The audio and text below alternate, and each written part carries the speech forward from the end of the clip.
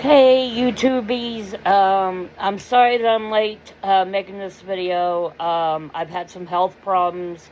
I hope that you guys will continue to bear with me as I navigate all this. I've been diagnosed with a rare blood cancer called polycystic vera. That's why my face looks like this. We thought it was, in my last video, I mentioned that we thought it was lupus or rosacea or something, but come to find out it's all interconnected. So they say this is from lack of proper blood flow throughout the body. So yeah. I wanted to make this video to describe some of my experiences, paranormal experiences throughout my life. And what that means with reasons why I'm into the paranormal.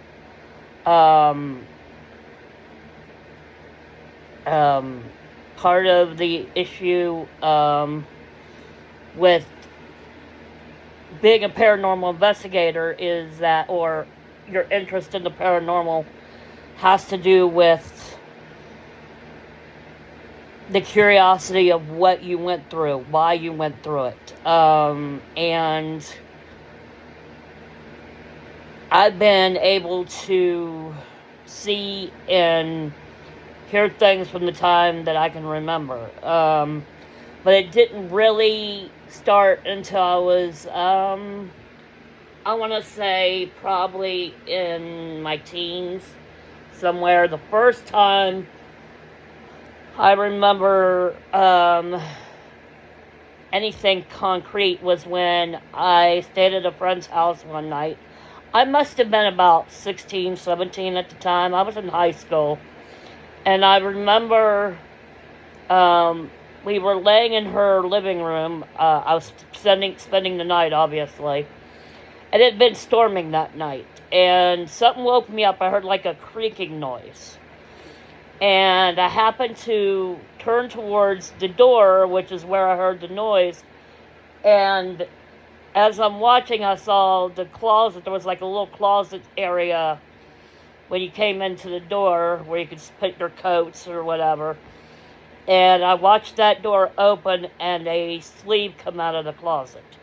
And about that time, I jumped up. I was yelling at my friend, telling her there was something, there, and she was saying there's nothing there. And then the next morning, when I told her everything, she said, you probably saw my dad who died. He had died of, diabetes. And he used to be a trucker, so he would, hang his coat in the closet when he came in the door.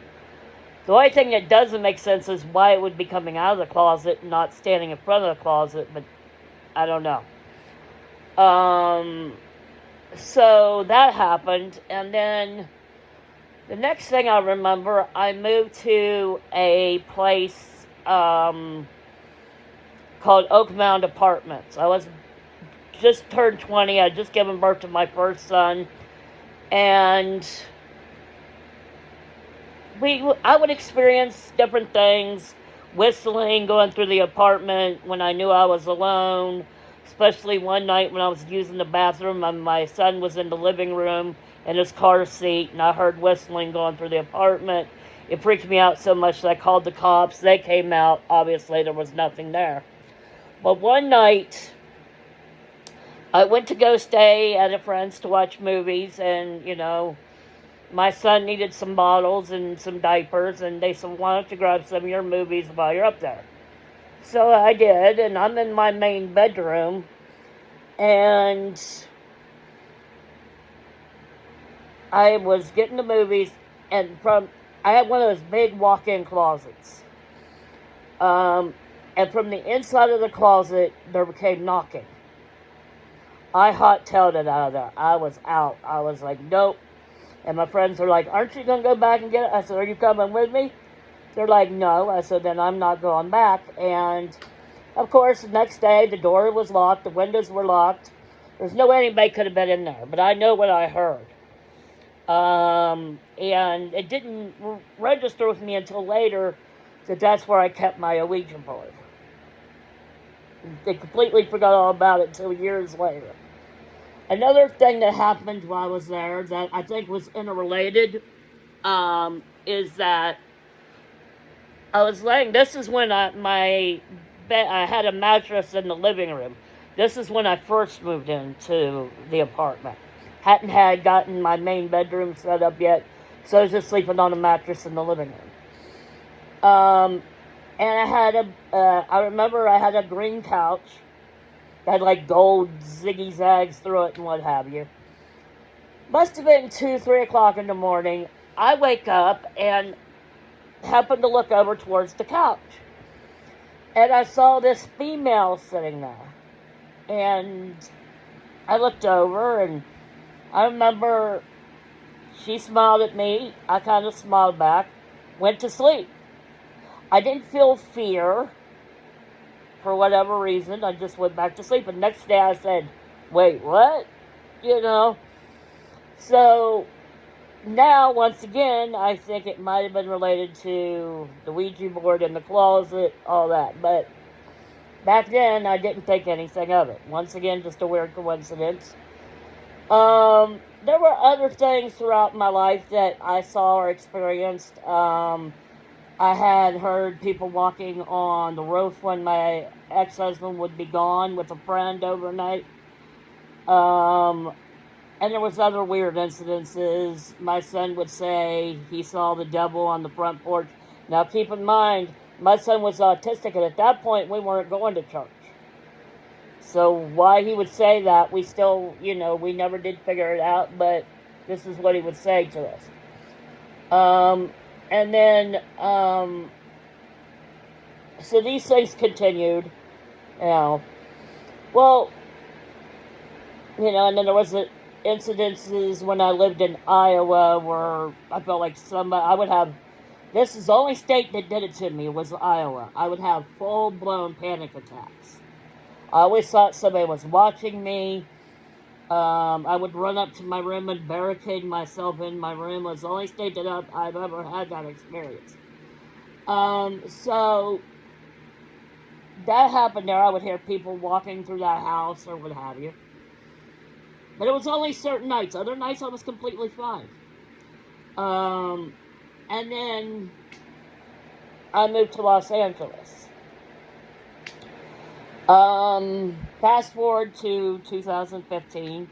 I was living on my own. My ex had been gone for like 3 years at that point, 2 or 3 years. And there was a trend going around the internet of, I'm sure most of you have heard this name, of the demon Zozo. There is some speculation as to whether it's Pazuzu under a different name, but that's neither here nor there. And I thought, I've messed with Ouija boards before, I could deal with this, So I reached out. Well, I started getting EVPs, started getting, seeing shadow figures, started hearing tappings in the wall, all kinds of stuff. Well, there was a period of time where I was going without sleep several days, and one morning, after another session and another EVP session, I saw a quick shadow walk in front of my TV. I mean, I literally saw it in the TV. It wasn't just, I saw this entity walk by in the TV. And later on that evening, I started feeling not right. Something wasn't, And I remember I reached out to a friend and I said, something's not right. And she said, well, Tam, if something's not right, you need to go to the emergency room. So I called the ambulance and I go to the emergency room. This started a 3-month-long battle fighting for my mind. I remember, I went to the hospital. I was saying some outlandish shit. I mean, totally off the wall shit. And the thing was, I could hear myself saying it, but I couldn't stop it. It was like I was there, but I wasn't there. And the nurses were trying to get me to relax. I wasn't relaxing. They're like, just sleep. It's okay. Everything's fine. And I'm like, no. So I signed myself out of the hospital. I started walking towards the desert. Now, I know if I made it to that desert, I would have never been probably found. God knows what would have happened. A rattlesnake might have got me. I remember it was a very hot day. Very hot day. And I started walking down the road towards the desert. And I remember there was one point I discarded my phone, and I had these people from across the street see me, and I started saying weird stuff to them in the church. I went over to the church, and then I went outside the church, and I was sitting in front of a tree, and I thought I heard a rattlesnake behind me, and which later I figured out it was my kundalini. But at the time, I didn't realize what was going on. I wasn't registering. And then I started to walk towards the desert again. And I remember I was standing on this bridge, and I was getting ready to fall over, and I heard this car. I saw a car go by, but I thought it was just some pervert, And I heard the car screech up behind me just as I was getting ready to fall off the bridge. And they grabbed me and pulled me down. And I was saying weird stuff to them. I'm like, no, I gotta do this. I gotta do this. Leave me alone. They called the cops. They came. They put me in the ambulance. They rushed me back to the hospital. They put me in the 5150 hold, and come to find out, I had bacteria in my blood. So had I went home, had I not called the ambulance, had I went home or whatever, I probably would have died of sepsis. So they put me 5150. Found the bacteria in my blood. But for some reason, they didn't move me to the regular ward. They kept me 5150. So, this started in July, August, somewhere, and kept going until almost November. And this whole time, I'd check myself out. I'd come home. I'd last a day or so, freak back out, go back to the hospital. This kept going on. Finally, I was able to work myself out of it and just, I'll never forget my nurse. She said, Tammy, go home and tell Zozo to leave you alone, She said, you don't belong here, you're not, So I did. I went home, and that was, the end of that, at that point in time. And so years later, like I said, I figured a lot of it was my kundalini. I was going through a spiritual awakening. And I think that's what the whole thing represented. But at the time, it was really bizarre and really freaky. And, now one of the things the ambulance people did say one night, and I never forgot this was very something they were sincere about. They said, your eyes are yellow. Now, for those of you who know anything about Azazel, the demon Azazel, he has yellow eyes. And so, yeah. But, like I said, this is all some of my experiences.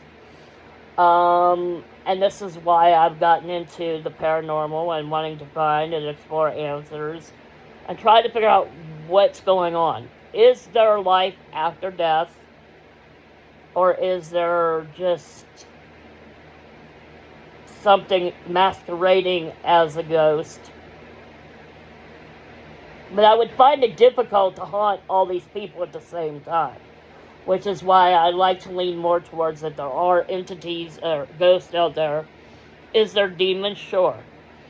But I also think there's actual ghosts too. And so that's why I'm trying to explore. That's why I'm trying to get this YouTube channel going. This is why I want to go investigate. Now, some of this is going to be difficult because obviously now that I've been diagnosed with blood cancer, even though this is a cancer that will take several years to end my life, there will be treatments, there will be constant doctor visits. So I'll have to figure out how to manage everything. And we'll figure that out as time goes on. But I definitely still want to do this. I still want to investigate, even if that means being local for a while. But whatever I got to do, I plan to do to get my channel going, to help help you guys out. So yeah, these are some of my experiences, and I will be finding other topics to talk about. But I did want to get this video out tonight, and I will talk to all of you later. Bye bye.